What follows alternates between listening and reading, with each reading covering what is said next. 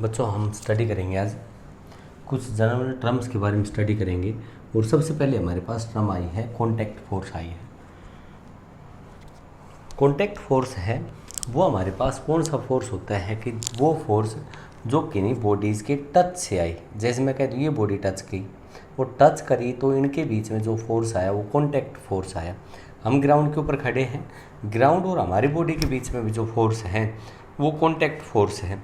But अगर मैं आपको ये कह दूँ ये पेन मैंने यहाँ रख रखा है और पेन जैसे यहाँ रख रखा है और ग्रेविटी इसको अट्रैक्ट कर रही है, क्या ये कॉन्टैक्ट फोर्स होगा? नहीं होगा। देयरफॉर हम कह सकते हैं कि जो इलेक्ट्रोस्टैटिक्स फोर्स है, ग्रेविटेशनल फोर्स है, मैग्नेटिक फोर्स है, these are not the touch force और these are not the contact force. ये हमारे पास कॉन्टैक्ट फोर्स नहीं होंगे। बट दो बॉडीज़ को अगर हम आपस में टच करते हैं तो वहाँ पे जो फोर्स होता है that is known as the contact force. आगे हमारे पास आता है नॉर्मल। आगे हमारे पास जो नेक्स्ट टर्म आती है वो बच्चों आती है नॉर्मल आती है। नॉर्मल हमारे पास क्या होता है कि ये हमारे पास एक फोर्स होता है जो हमारे पास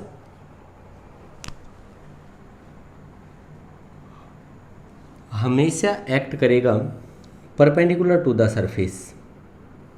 ये हमने कह दिया कि नॉर्मल है वो एक हमारे पास फोर्स होता है जो perpendicular to the surface act करेगा, perpendicular to the surface act करेगा। और वो क्या करेगा कि भाई इट ट्राइज टू कंप्रेस, ये उसको क्या करेगा कंप्रेस करने की कोशिश करेगा। जैसे मैं ये कह दूँ ये ए बॉडी है, ये कौन सी बॉडी है? बी बॉडी है। बी बॉडी ए के ऊपर फोर्स लगाती है तो मैं यहाँ पे कह सकता हूँ कि N A B normal force on A due to body B. और ये फोर्स हमारे पास जो ऊपर की साइड में लग रहा है वो क्या आ गया? N B A normal force on B due to A. B body है वो ए को कंप्रेस करने की कोशिश करती है और ए बॉडी है वो किसको कंप्रेस करने की कोशिश कर रही है? बी बॉडी को कंप्रेस करने की कोशिश कर रही है। Therefore these forces are known as the normal force और these are known as normal reaction. अगर मैं इसको लिखूं एन बी ए, इसको मैं क्या कह सकता हूँ? Normal reaction on B due to body A. And अगर मैं इसको लिखता हूँ एन ए बी तो ये क्या आएगा बच्चों आपके पास? Normal reaction on A due to body B, B body के कारण। दूसरा हम कहेंगे कि नॉर्मल रिएक्शन है वो हमेशा परपेंडिकुलर होगी टू द सरफेस के। It always acting perpendicular to the surface और उन सरफेसेस के परपेंडिकुलर होगी जो आपके पास कांटेक्ट में है। अब देखो मैं यहाँ से ये भी कह सकता हूँ आपके पास ये बॉडी मैंने मान ली ए है, इस बॉडी का मास है वो हमने मान लिया एम ए के बराबर है। ये बॉडी ए, ये बॉडी बी। अब देखो इस बॉडी का जो वेट है वो नीचे की साइड में होगा, ये होगा हमारे पास एम ए इंटू जी, क्योंकि धरती माता इसको नीचे की साइड में खींच रही है और नीचे की साइड में खींच रही है तो मैं यहाँ से कह सकता हूँ कि mass into acceleration due to gravity this is the weight. और इसकी जो नॉर्मल रिएक्शन होगी वो बच्चों ऊपर की साइड में होगी या नहीं, ये हमने कह दिया कि नॉर्मल रिएक्शन हो गई और वो हो गई किसके बराबर आ गई? आर ए के बराबर हो गई। दूसरा मैं यहाँ से कहूँगा कि इस बॉडी का जो वेट होगा वो हमारे पास नीचे एक साइड में होगा और ये कितना आ गया आपके पास? एम बी इंटू जी के बराबर होगा। और बच्चों बोलो इसकी नॉर्मल रिएक्शन है वो आर बी किधर हो जाएगी? ऊपर की साइड में। अब देखो ये दोनों की दोनों बॉडीज हैं, क्या इस पॉइंट पे एक दूसरे के साथ कांटेक्ट में नहीं है? और जब कांटेक्ट में है बी बॉडी ए को कंप्रेस करेगी और ए बॉडी बी को कंप्रेस करेगी। इसको मैंने क्या कह दिया, NBA। नॉर्मल रिएक्शन बी पे लगी, किसके कारण, ए के कारण। और बी बॉडी है वो ए को कंप्रेस करेगी, और बी बॉडी ए को कंप्रेस करेगी, तो इसको मैं क्या लिख सकता हूँ, NAB। और ये आ गया हमारे पास नॉर्मल रिएक्शन ए बॉडी के ऊपर, और कौन सी के कारण लगी, आपके पास बी के कारण लगी है, कि this is the normal reaction on A due to B and this is the normal reaction on B due to A. B के ऊपर थी, वो किसके कारण आई, आपके पास ए के कारण आई। दूसरा मैं यहाँ कह सकता हूँ आपको कि अगर हमारे पास कोई, हमने इस टाइप का इंक्लाइंड प्लेन ले लिया, उसके ऊपर ये बॉडी रख दी, जिस बॉडी का मास है वो हमारे पास m के बराबर है। इस बॉडी का मास कितना आपके पास m के बराबर है। तो देखो आप इसको क्या कह सकते हो कि इस बॉडी का वेट है वो वर्टिकली डाउनवर्ड डायरेक्शन में एक्ट करेगा, और ये हमने कह दिया कि इसका वेट हो गया हमारे पास mg। ठीक है, उसके बाद आप देखो ये हमारे पास उसकी क्या होगी, नॉर्मल रिएक्शन, क्योंकि हमने बताया है कि ये हमेशा क्या होगा, आपके पास नॉर्मल फोर्स होगा, this is the normal reaction.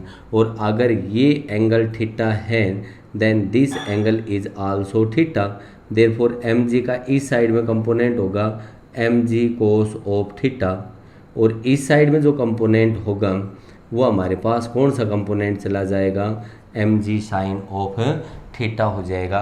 But यहाँ मेरा कहने का मतलब एक है कि नॉर्मल रिएक्शन है वो हमेशा परपेंडिकुलर रहेगी ऑन द सरफेस, सरफेस के परपेंडिकुलर रहेगी।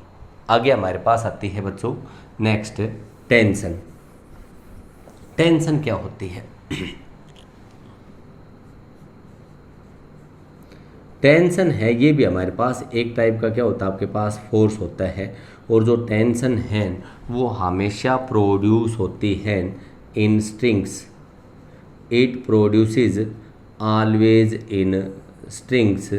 स्ट्रिंग्स के अंदर ही हमारे पास ये क्या होगी, आपके पास प्रोड्यूस होगी। ठीक है, ये किस में प्रोड्यूस होगी, स्ट्रिंग्स के अंदर प्रोड्यूस होगी।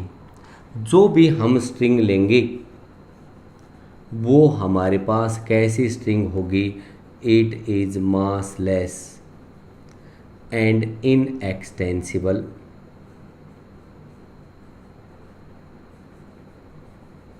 मतलब इसका मास है वो नेग्लेजिबल होगा, और जिसको हम क्या कर सकते हैं कि भाई अगर स्ट्रेच करते हैं तो वो स्ट्रेच नहीं होती, वो हमारे पास इनएक्सटेंसिबल स्ट्रिंग होगी। आगे बताया है कि ये हमारे पास क्या होती है कि इसके अंदर जो फोर्स एक्ट करता है वो लेंथ के अलोंग एक्ट करता है, such that it reduces its length. ये कहता है कि जो टेंशन होगी वो लेंथ के अलोंग एक्ट करेगी, और वो क्या चाहेगी कि इसकी लेंथ को हम रिड्यूस कर दें। जैसे मैं आपको ये कह दूँ, ये कोई भी हमारे पास स्ट्रिंग है, इसके वेट बांधा, और जैसे ही वेट बांध रखा है तो बोलो ये वेट नीचे की साइड में एक्ट करेगा, और ये इसको क्या करेगा, एक्सटेंड करेगा, और एक्सटेंड करेगा तो ये इसके अपोजिट डायरेक्शन में हमारे पास एक फोर्स लगेगा जो इसकी लेंथ को क्या करेगा, रिड्यूस। या हमने बांध रखा है तो इसका मतलब ये हो गया कि ये इसको ऊपर की साइड में खींच रहा है, और जब ये ऊपर की साइड में खींच रहा है तो यहाँ भी हमारे पास टेंशन होगी जो इसको किधर लेके जाएगी, नीचे की साइड में कंप्रेस करेगी, एक्सटेंड नहीं करेगी इसको क्या करेगी, ये कंप्रेस करेगी, और कंप्रेस करेगी तो ये कहता है कि भाई ये हमारे पास क्या हो गई कि भाई टेंशन हो गई। टेंशन हमने बताया कि भाई ये क्या होता है, एक टाइप का फोर्स होता है जो हमेशा प्रोड्यूस होगा स्ट्रिंग्स के अंदर। जो स्ट्रिंग होगी वो हमेशा क्या ऐसी लेंगे, हम मास लेस स्ट्रिंग लेंगे, and it is also inextensible. Inextensible means we can't increase its length. दूसरा हमने बताया कि जो टेंशन है वो हमेशा इस टाइप से एक्ट करेगी, हमेशा इस टाइप से एक्ट करेगी कि ये क्या करेगी, उसकी लेंथ को रिड्यूस करेगी, उसकी लेंथ को क्या करेगी, रिड्यूस करेगी। अब देखो यहाँ पे हमने बताया ये बॉडी लटका रखी थी, तो ये रस्सी को किधर खींच रही है, नीचे की साइड में, स्ट्रिंग को किधर खींच रही है, नीचे की साइड में। तो इसके अपोजिट डायरेक्शन में हमारे पास क्या लगी, टेंशन। ये जहाँ हमने हैंगिंग कर रखी है तो ये भी इसको क्या कर रहा है कि ऊपर की साइड में लेके जाता है, और जब ऊपर की साइड में लेके जाता है तो इसको क्या करेगी, रिड्यूस करेगी इसकी लेंथ को। हम कहेंगे कि भाई ये टेंशन हो गई टी। कहने का मतलब ये हो गया कि जहाँ भी दो हैंगिंग पॉइंट है, जहाँ भी हमने बॉडीज अटैच कर रखी है, तो उनके अपोजिट डायरेक्शन में, उनके अपोजिट डायरेक्शन में, देखो इसके अपोजिट डायरेक्शन में यहाँ और इसके अपोजिट डायरेक्शन में यहाँ हमारे पास क्या एक्ट करेगी, आपके पास टेंशन है वो एक्ट करेगी। ठीक है, टेंशन फोर्स है। एक बात और ध्यान रखनी है, टेंशन फोर्स है वो हमेशा बॉडी को पुल करता है, इट नेवर पुशेज इट, कभी भी इसको पुश नहीं कर सकता, हमेशा इसको क्या करेगा, पुल करेगा, इट नेवर पुशेज इट। और ये क्या है कि जब टेंशन ज़ीरो है तो इसका मतलब क्या हो गया कि रस्सी है उसमें स्लैक होंगी। अगर मैं यहाँ आपको कह दूँ कि T इज इक्वल टू 0, इसका मतलब ये हो गया कि रस्सी है वो स्ट्रेच नहीं है, उसके अंदर क्या है आपके पास स्लैक्स है। जैसे मैं कह दूँ ये रस्सी है, अब देखो इसमें टेंशन 0 है, क्यों, क्योंकि इसमें स्लैक्स है, और मैं इसको यूँ खींच दूँ तो tension is not equal to 0। आगे हमारे पास आता है वेट आता है। नेक्स्ट जो टर्म आती है वो क्या आती है आपके पास, वेट आती है। वेट है ये हमारे पास क्या होता है, वेट है वो हमने कह दिया कि भाई ग्रेविटेशनल पुल है उस बॉडी पे अर्थ के कारण। किसी भी बॉडी के ऊपर जो वेट है वो क्या होता है कि भाई it is the gravitational pull on the body due to earth and it is always equal to mg। ये हमेशा एक्ट करता है, it always acts in the vertically downward direction. Vertically downward direction में हमेशा ये क्या करेगा, आपके पास एक्ट करेगा। उसके बाद हमारे पास आता है कि फ्री बॉडी डायग्राम आता है। आगे हम इसमें फ्री बॉडी डायग्राम के बारे में स्टडी करते हैं। तो बच्चों फ्री बॉडी डायग्राम है ये हमारे पास क्या है, ये कुछ भी नहीं है। ये जनरल हमारे पास क्या होता है कि एक डायग्राम होता है और जो हमारे पास रिप्रेजेंट करता है all the forces acting on the body. जितने भी नंबर ऑफ फोर्सेज हैं वो हमारे पास एक्ट करते हैं बॉडी के ऊपर, तो उसको हम जब रिप्रेजेंट कर देते हैं तो जो डायग्राम बनेगा वो कौन सा डायग्राम बन जाएगा, आपके पास फ्री बॉडी डायग्राम बन जाएगा। और फ्री बॉडी डायग्राम की हेल्प से हम बॉडी की वेलोसिटी कैलकुलेट कर सकते हैं, बॉडी का एक्सेलरेशन कैलकुलेट कर सकते हैं, and net force acting on the body है वो कैलकुलेट कर सकते हैं, डिस्टेंस ट्रेवल्ड कैलकुलेट कर सकते हैं, और हम क्या कैलकुलेट कर सकते हैं, डिस्प्लेसमेंट ट्रेवल्ड है वो भी हम क्या कर सकते हैं, कैलकुलेट कर सकते हैं। अब देखो सबसे पहले हम एक जनरल सा FBD बनाते हैं। ये मैंने कह दिया कि ये मेरे पास कोई भी एक बॉडी A है, ये हमने मान लिया कि ये हमारे पास कोई बॉडी है, ये हमने कह दिया B बॉडी है, ये हमने कह दिया कि ये हमारे पास कोई C बॉडी है, इसको हमने कहाँ रख दिया, ग्राउंड पे रख रखा है। देन मैं कहता हूँ कि हमने ड्रा करना है FBD of A। A body का FBD है वो हमें ड्रा करना है। देखो बच्चों ये A बॉडी है। सबसे पहले तो हम यूँ कहेंगे कि जो A बॉडी है उसका वेट नीचे की साइड में, इसका वेट MAG नीचे की साइड में, और बोलो यहाँ पे अर्थ है तो बोलो इसको ऊपर की साइड में एक रिएक्शनल फोर्स लगाएगी या नहीं, और इसका मैंने नाम दे दिया कि नॉर्मल रिएक्शन है वो हमारे पास किसके बराबर हो गई, R1 के बराबर हो गई। दूसरा देखो, ए बॉडी पे कौन सी बॉडी रख रखी है हमने, सी बॉडी। और बोलो हमने जब दो बॉडी एक दूसरे के ऊपर रखी तो सी बॉडी है, बोलो इसको कंप्रेस करेगी या नहीं, और कंप्रेस करेगी तो किससे करेगी, अपने वेट से करेगी। चाहिए तो मैं इसको वेट दिखा सकता हूँ, या मैं आपको ये कह सकता हूँ normal reaction on A due to C body के कारण ए के ऊपर नॉर्मल रिएक्शन आएगी। ए बॉडी ए किसके कांटेक्ट में है, बी बॉडी के कांटेक्ट में है, और बी बॉडी बोलो इसको कंप्रेस करेगी या नहीं, और बी बॉडी कंप्रेस करेगी तो मैं इसको ये कह सकता हूँ कि NaB normal reaction on A due to B. तो देखो आपके पास ये तो रिएक्शन आई अर्थ के कारण, ये वेट बॉडी का सी बॉडी इसके ऊपर रख रखी थी तो सी बॉडी का वेट इसके ऊपर एक्ट करता है। बोलो किधर एक्ट करेगा, नेट नीचे की साइड में, और नीचे की साइड में करेगा तो ये कितना आ गया NaC, ये कितना आया NaC normal reaction on A due to C. और ए बॉडी हो किसके कांटेक्ट में है, बी बॉडी के कांटेक्ट में है, तो मैं यहाँ से कह दूँगा कि ए को बी बॉडी है वो कंप्रेस करेगी, और जैसे ही कंप्रेस करेगी तब हमने कह दिया कि NaB इसके ऊपर फोर्स एक्टिंग हो गया।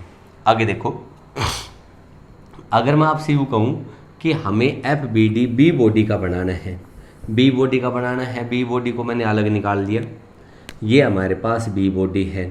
बोलो बच्चों, बी बॉडी का वेट किधर एक्ट करेगा, नीचे की साइड में, ये तो हमने कह दिया कि इसका वेट mBg अर्थ के साथ कांटेक्ट में है, और अर्थ के साथ कांटेक्ट में है तो धरती माता भी इसके ऊपर क्या लगाएगी, नॉर्मल रिएक्शन, और ये कितनी हो गई R2। बी बॉडी किसके कांटेक्ट में है, ए के कांटेक्ट में है, और ए बोलो बी को कंप्रेस करेगी या नहीं, ए बॉडी हो किसको कंप्रेस करेगी, बी को, और मैं यहाँ से ये कह दूँ कि normal on B due to body A, और ये कितना आ गया आपके पास NBA के बराबर आ गया, यही आया। क्या सी इसके टच में है, नहीं है, देयरफॉर हम कहेंगे कि ये FBD बन गया। कौन सी बॉडी का बन गया बच्चों, बी बॉडी का बन गया।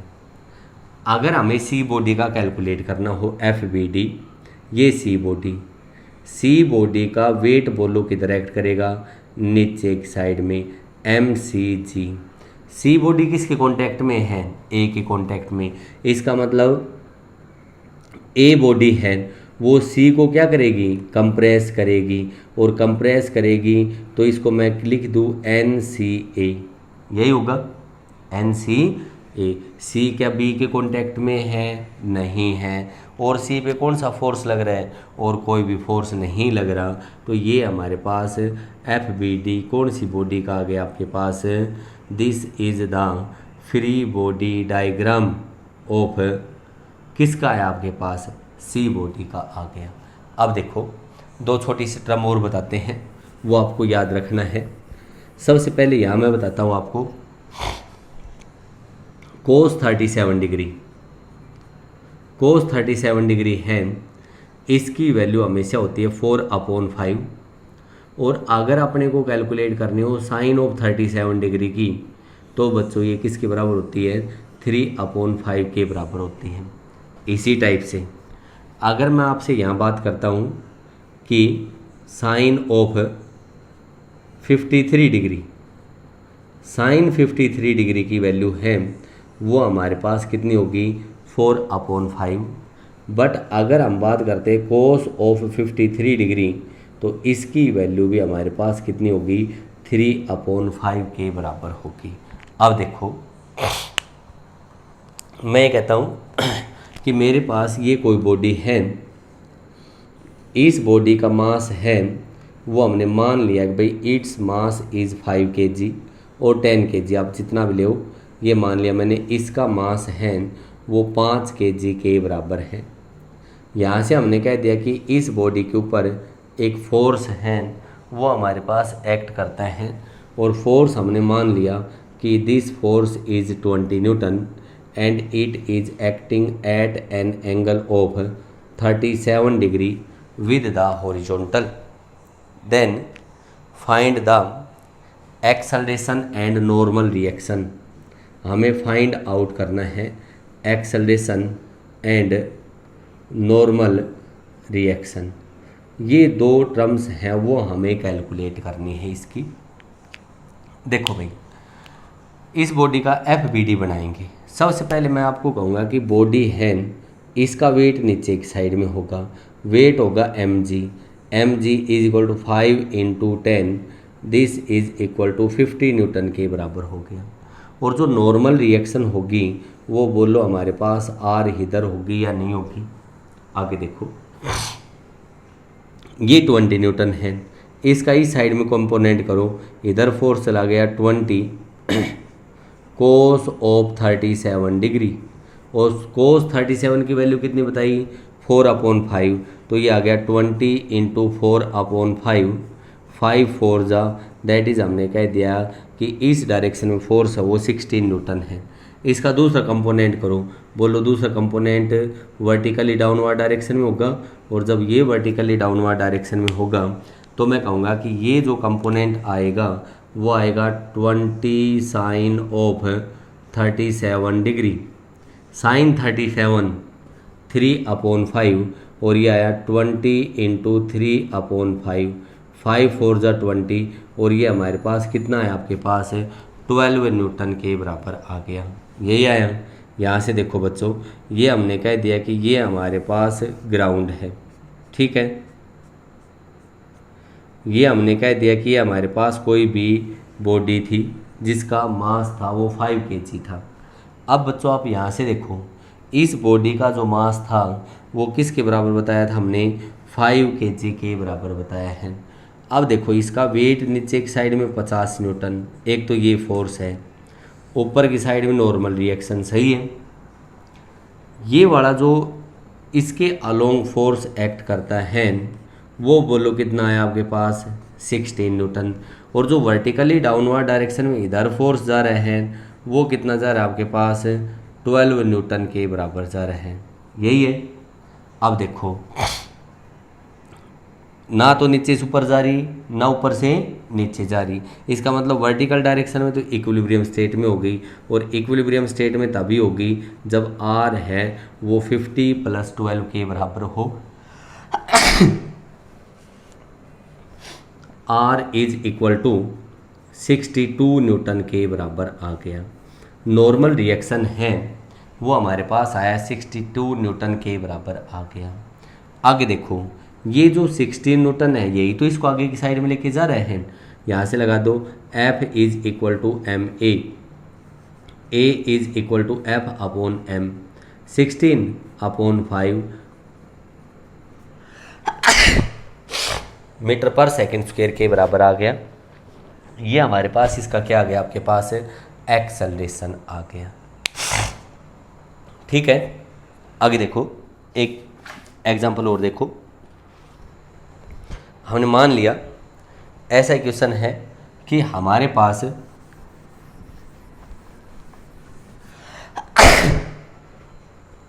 एक्सेलरेशन है वो बॉडी का हमें कैलकुलेट करना है, और दूसरा बताया है कि हमारे पास उसकी नॉर्मल रिएक्शन है वो भी कैलकुलेट करनी है।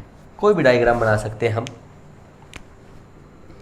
ये मैंने मान लिया कि ये हमारे पास 2 kg का कोई एक मास है, बॉडी है, इसका मास 2 kg है, ग्राउंड के ऊपर हमने इसको रखा है। आगे मैंने बताया इस साइड में इसके ऊपर फोर्स है वो हमारे पास एक्ट करता है 10 newton at an angle of 37 degree. एक हमारे पास फोर्स ये वाला एक्ट करता है, ये मैंने मान लिया 5 न्यूटन का फोर्स है, ये एक्ट करता है at an angle of 53 degree,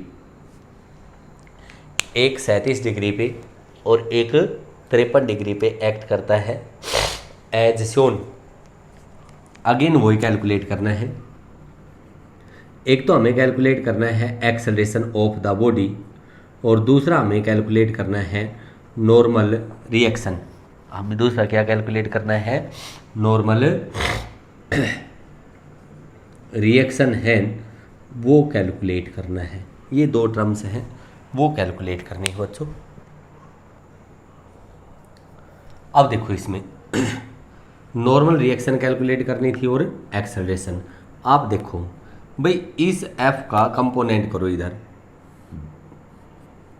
कितना आ गया 10 कोस 37 डिग्री, यही आएगा। और इस 10 कोस 37 को सोल्व करते हैं तो 10 इंटू 4/5 दैट इज हमने कह दिया 8 न्यूटन आ गया।